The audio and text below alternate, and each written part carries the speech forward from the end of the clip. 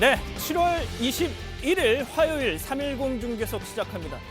어제 이 첫 방송 끝나고요. 제가 밤새 잠을 이루지 못했습니다. 시청률 때문입니다. 이거 첫날부터 망하면 어떻게 하나 말이죠.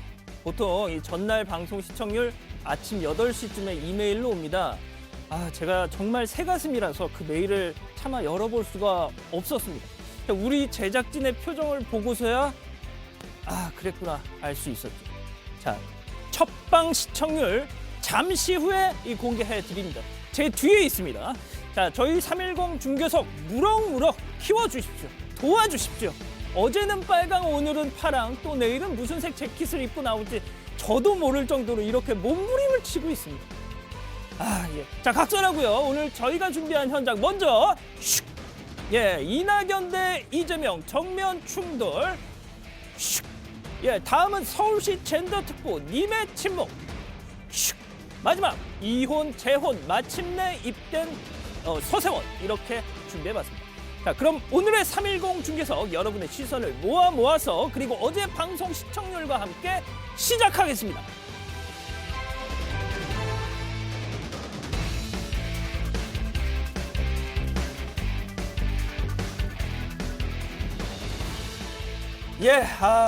오늘 제 옆자리에는 이종훈 해설위원 자리하셨습니다. 어서 오십시오. 안녕하십니까? 짧게 자기소개 좀 부탁드립니다. 네, 저는 현재 M본부에서 시선을 집중시키는 라디오, 거기서 네네네. 작가 겸 B급 뉴스를 전달해드리는 B급 뉴스. 그런 역할을 하고 있고요. 제 취향인데요. 부업으로 축구 해설위원을 하고 있습니다. 그러셨군요. 저는 진짜 해설위원 출신입니다. 그렇습니다. 자, 어제 시청률 네. 제가 방금 공개해드린 것처럼 네. 0.7% 나왔는데 계속 이렇게 가면 폐지죠? 그렇습니다. 좀 분발해 주셨으면 합니다. 어제 이렇게 제 탓인가요? 아니, 네, 열심히 하겠습니다. 그건 아니에요. 제가 저한테 하는 소리였습니다. 네. 자, 그럼 시작해보죠. 관전 포인트부터 보시죠.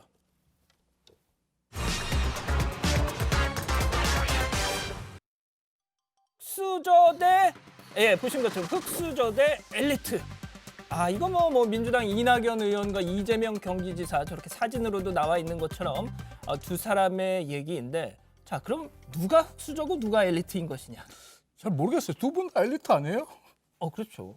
저에 비하면 두 분 다 월등한 엘리트신데. 뭐 국회의원, 전직 총리, 네. 경기지사를 아무나 합니까? 그럼요.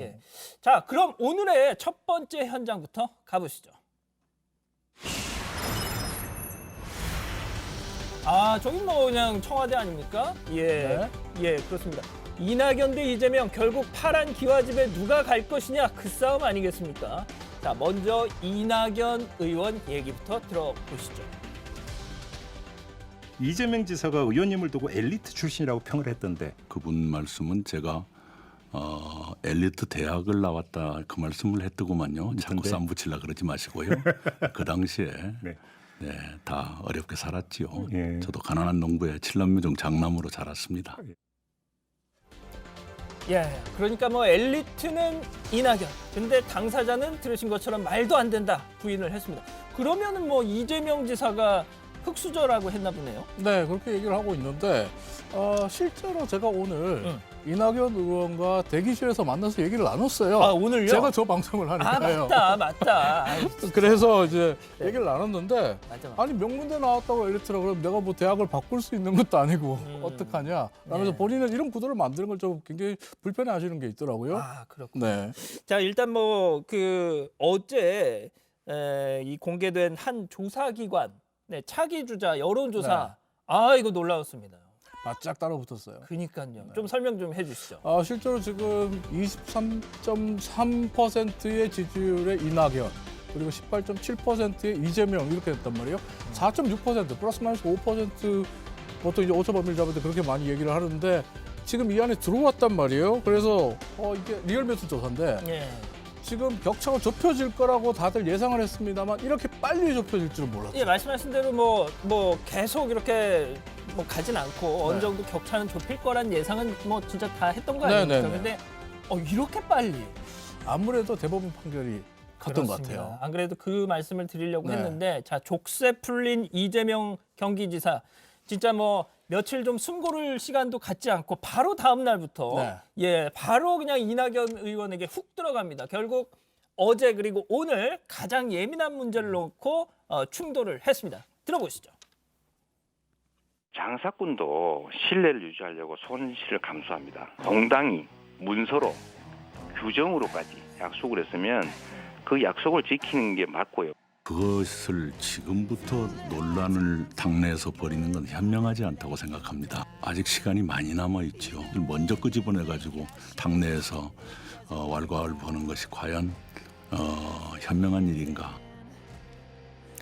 예, 자 들으신 것처럼 내년 4월 재보선에서 서울시장, 부산시장 공천할지 여부를 놓고 들으신 것처럼 이재명 지사는 장사꾼도 약속은 지키지 않느냐, 신뢰를 중시하지 않느냐 하니까 이낙연 의원은 뭘 벌써부터 난리야 하면서 쾅 지금 충돌을 한 거 아닙니까? 그러니까 확실히 두 분의 플레이 스타일이 달라요. 아하. 이재명 지사는 치고 나가는 공격형, 아하. 박공 스타일의 모습을 좀 보여주고 있고 이낙연 의원 같은 경우에는 진중함을 보여주다 보니까 너무 수비적인 플레이를 하는 거 아니냐 이런 이야기도 나오고 있는데 이 상반된 플레이 스타일을 갖고 있는 이 두 분의 격돌이라 더욱더 재미가 있어요.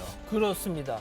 자, 그런데 그 민주당 일각에서는요, 이재명 지사 앞서 얘기한 그 이재명 지사에 대해서 잘난 척하지 말라.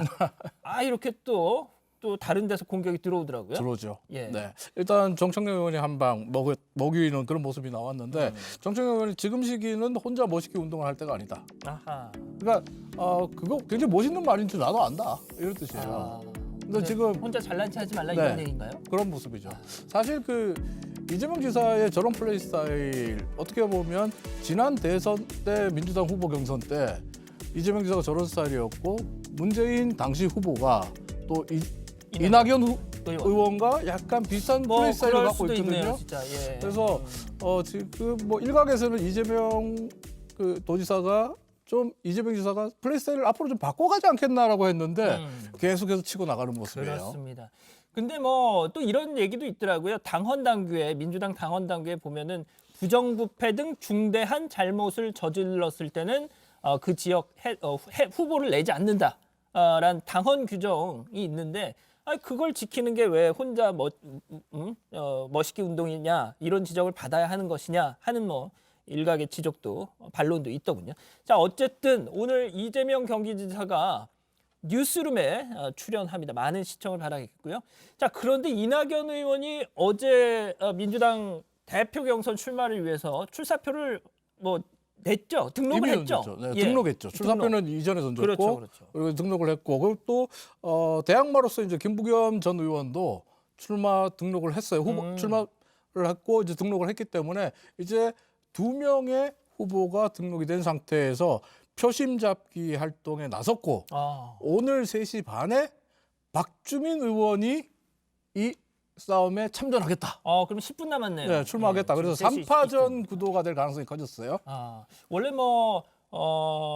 다른 분들도 우원식 의원이나 이런 분들도 나올까 말까 저울질을 했었는데 일단 접으셨죠. 워낙 이제 이낙연 의원의 이 독주가 예상되다 보니까 다 이렇게 접었던 적이 있었죠. 자, 그리고 어제였습니다. 바로 노무현 전 대통령 묘역이 있는 봉하마을을 이낙연 의원이 찾았죠. 현장으로 한번 가보시죠. 자, 이낙연 의원 저렇게 방명록에 서명을 합니다. 지금 뭐라고 썼는지는 잘 안 보이는데 말이죠. 참 글씨를 잘 쓰는 것 같아요. 예. 기자 출신이고 항상 펜을 갖고 메모하는 습관이 있다 보니까 글씨체가 좀 좋네요. 일단 참배를 마치고 나서 권양숙 여사를 예방을 한 거죠? 네, 그렇습니다. 예. 노무현 전 대통령 묘역을 참배하고 노 전 대통령의 부인 권양숙 여사 등을 만나는 그런 자리를 가졌는데 일단 김부겸 의원도 18일에 봉화마을을 찾아가서 노무현 대통령의 묘역을 참배했고 권양숙 부인을 만났어요. 김부겸 전 의원도 했군요. 네. 자, 그러면 일단 이낙연 의원 어제 이 권 여사 예방한 후에 한마디를 했는데 그 장면 한번 보시죠. 제가 방명록의 첫 문장에 이걸 썼거든요. 그런데 여사님께서 이 부채를 주셨어요. 마치 마술 중에 마음을 읽는 마술이 있는 것처럼 부채를 주시는데 완전히 우연의 일치. 뭐랄까요, 이거를 나는 권양숙 여사와 통한다. 통한다. 이걸 강조하고 싶은 거예요. 텔레파시가 통한다. 그렇죠. 우린 통하는 사이다. 그런 느낌이라고밖에 그럼- 볼 수 없는 그렇죠. 그 얘기가 그런 느낌이 좀 있고 예. 그리고 또 이 의원 같은 경우에 좀 막걸리 저거, 화면에 나오는 대강 막걸리거든요. 저거를 권양숙 여사한테 선물을 했다는 네. 거죠? 저게 이제 생전에 노무현 전 대통령이 그토록 좋아했던 막걸리예요. 저 막걸리를요? 실제로 청와대 산부요인 만찬 때도 저 대강 막걸리를 곁들여서 만찬을 하실 정도고 또 지금도 막걸리 드시는 장면 나오는데 실질적으로 노무현 전 대통령도 막걸리를 좋아했고 이낙연 의원도 막걸리를 좋아해요. 막걸리파거든요. 진짜 이낙연 의원은 뭐 누구를 만나든 항상 네, 막걸리. 막걸리파예요. 예. 그러니까 막걸리로 또 이제 공통점을 찾아가는 그런 좀 어떤 의미를 부여하는 상징으로 아하. 막걸리를 선택한 게 아닌가 이렇게 봅니다. 자, 오늘이 그 민주당 당대표 후보 등록 마감일입니다. 일단은 뭐 말씀하신 대로 이낙연, 김부겸 물론 10분 몇 분 뒤에 이제 뭡니까? 박주민 예, 의원. 박주민 의원도 출마 선언을 할 텐데 그래도 일단은 이낙연, 김부겸 양자 대결이 될 가능성이 높다고 좀 봐야 되겠죠? 그렇죠. 박주민 의원 같은 경우에 이번에 후보 등록하는 게 어쩌면 차기 서울시장에 나설 포석이 아닌가 이런 평가도 나오고 있어요. 예, 좋습니다. 자, 지금까지 첫 번째 현장이었습니다. 자, 다음 현장에서 밤샘 조사를 마치고 오늘 새벽에 나온 임순영 서울시 전 젠더 특보 보기 전에 관전 포인트부터 보겠습니다. 실수한 것 없으시냐? 그날의 진실은 진실이라 그렇습니다. 그것이 알고 싶습니다. 아무도 모릅니다. 예. 그러니까 뭐 그 임순영 젠더 특보가 그날 하루 전에 박원순 시장에게 뭐 실수한 거 없으시냐 물었다는 거잖아요. 근데 아무도 모르고 정말 무턱대고 묻지는 않았을 거란 말이에요. 그러니까 그 그렇죠. 숨겨진 이유, 배경, 진실을 다들 궁금해하고 있는 상황이죠. 그렇습니다. 자, 일단 그러면 성북경찰서, 서울 성북경찰서 앞으로 바로 가보죠.